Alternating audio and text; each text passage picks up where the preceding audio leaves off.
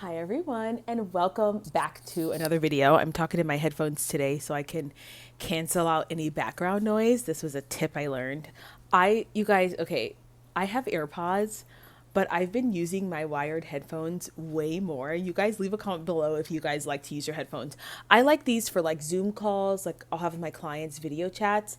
And also, unless I like need to do something with my hands, I don't mind being attached to my phone via a wire. It's also technically a lot more healthier to have wired headphones. So I've been going back to the old school headphones from Apple, and I kind of like them better than my AirPods. I do have a pair of Beats, which I use every once in a while too, but I'm into these headphones. Anyway, this has nothing to do with the video. I'm just curious if you guys use your headphones or not.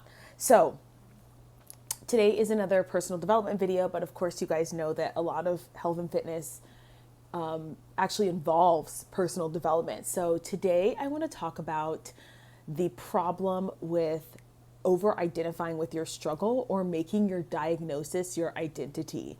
And I'm not sure if I've talked with you guys about this before. I know I've talked about it on my Instagram, which by the way is Joanna Joy with an I, JoAnna, JOI on Instagram. So go follow me there. But this is something I want to talk about in relation to just regular life and just like growth and resilience and becoming a well-rounded person, but also like as it relates to health and fitness because it's a big deal. I will start by saying that if you know my story, I talk about this a lot because I have to give background because I have to remember that there's a lot of new people here. So you guys don't know my complete. Maybe I should do like a get to know me video. I don't know, and I'll post it. But so when I stopped competing, so I used to do fitness competitions way before they were like cool, or that was way before there was Instagram, way before it was anything that was really popular. Now a ton of people do it and it's become this global sort of like hobby, and it's people are making a ton of money. I was doing this before it was well known. I started to do it because I didn't know what to do after college. I didn't know what to do after running because I was a sprinter. So like I was like, I'm not gonna go run marathons. That's dumb. I'm not gonna go run 5Ks. Like, sorry, it's really not my jam.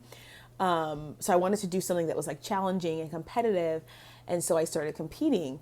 But with that, because I did so in a way that was unhealthy, which I will also make a video about, because I did so in a way that was so unhealthy, I developed a lot of health issues.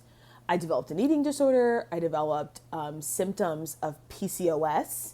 And if you guys know, there's like a bunch of different criteria. And I was checking all the boxes. At one point, my doctors were considering that I had Hashimoto's. I mean, it was like thyroid malfunction, all of this. And this was a result of over dieting. So this is a cautionary tale to you to not over diet, right? There's got to be a video coming on that now. But what happened during that time when I was healing is I was over identified with my with all of these things, right? I was over identifying with my eating disorder. I was over identifying with my with the possibility of a PCOS or Hashimoto's diagnosis. I was over identifying with my thyroid. And so I got to this point where I found myself talking about it constantly, all the time. In every conversation that got brought up, I was like, that was like the thing that was like ever present on my mind.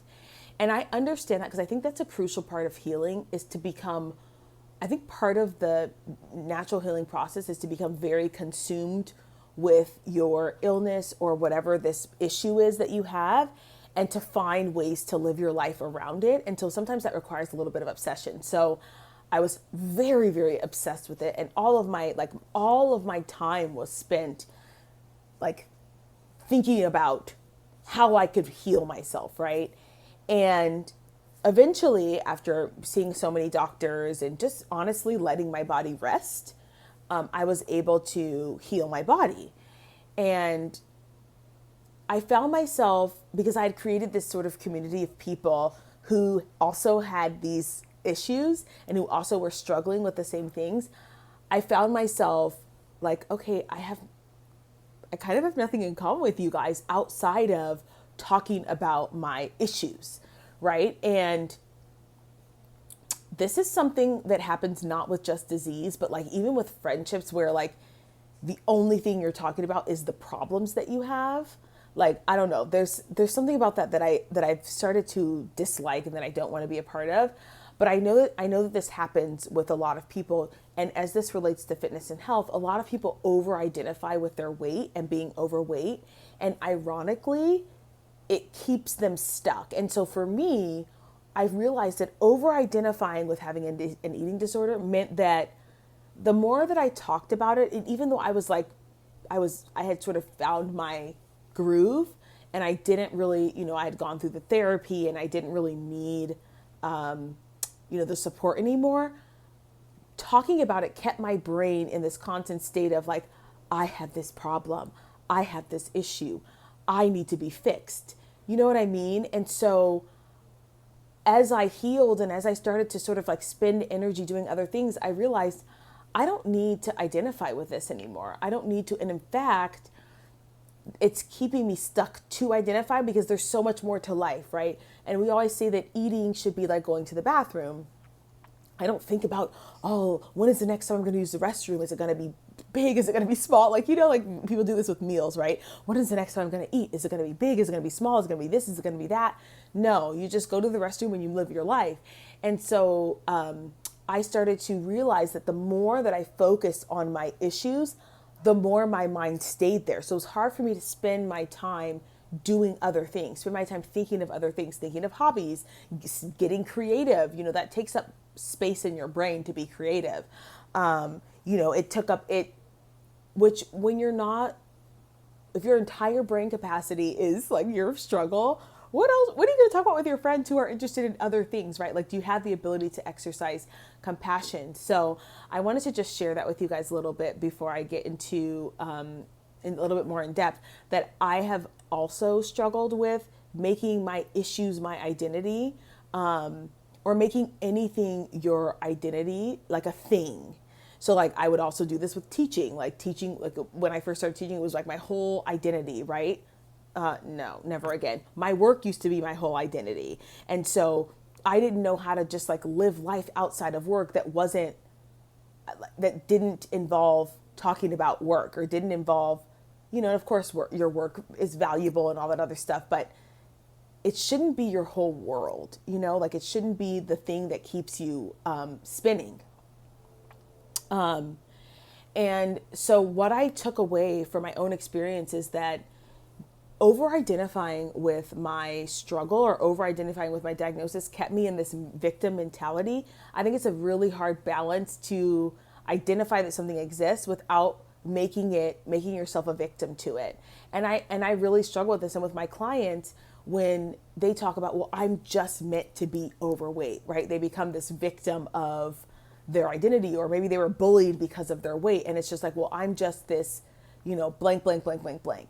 And if you can just step outside of yourself for one moment, then you can actually start to make some changes that are positive, that will impact the way that you actually feel about yourself and will change the way that even your diagnosis progresses. So being a victim is, I know this phrase is like so politically incorrect and people don't like it, but it does help you to come out of a victim mentality if you don't over identify with your struggle. And this also relates to race, and to race issues.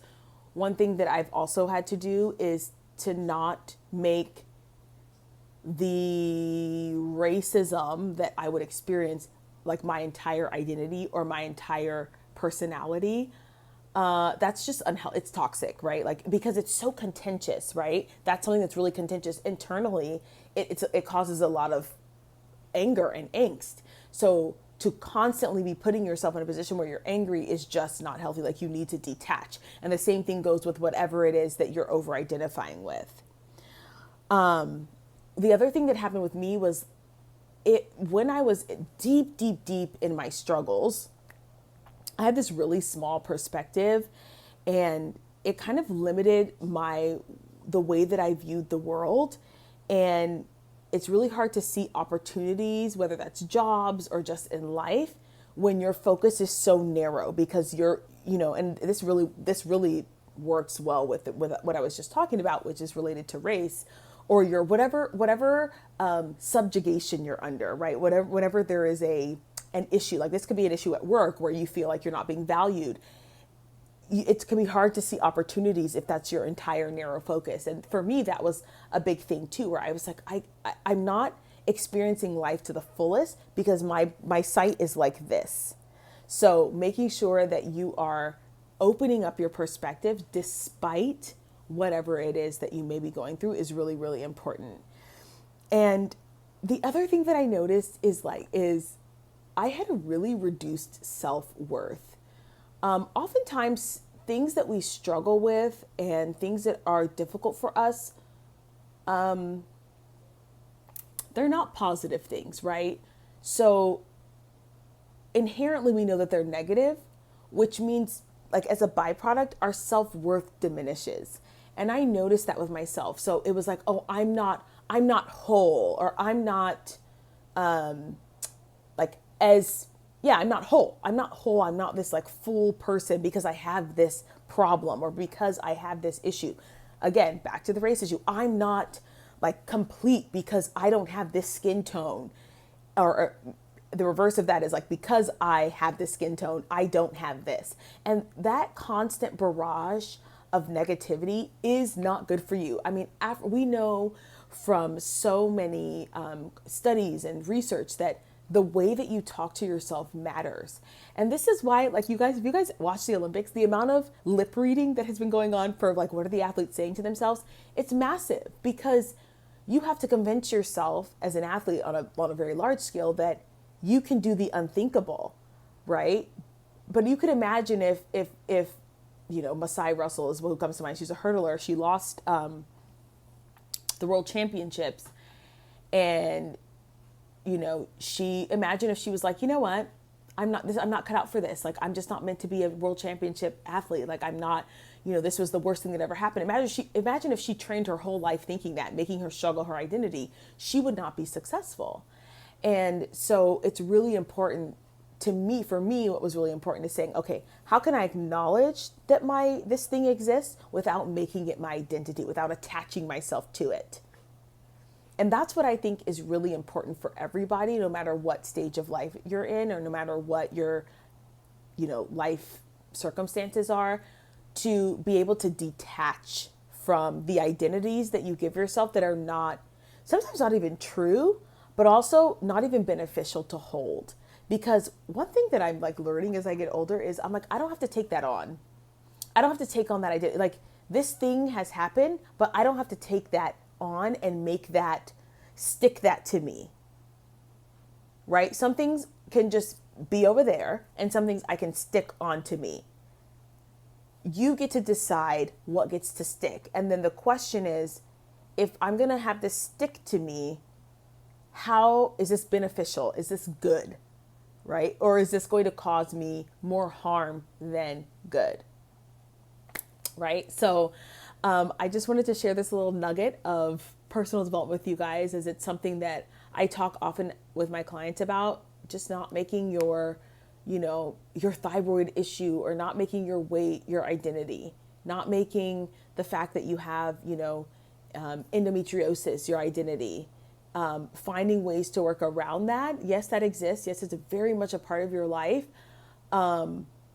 But it can pull you down into a spiral if you make it your whole world. So find other things about yourself that are valuable, that matter, that are, positive in society, and that show how much you contribute to this world outside of your diagnosis or outside of your struggle.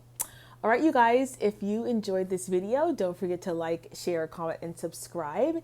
And I will see you guys in the next one. Bye.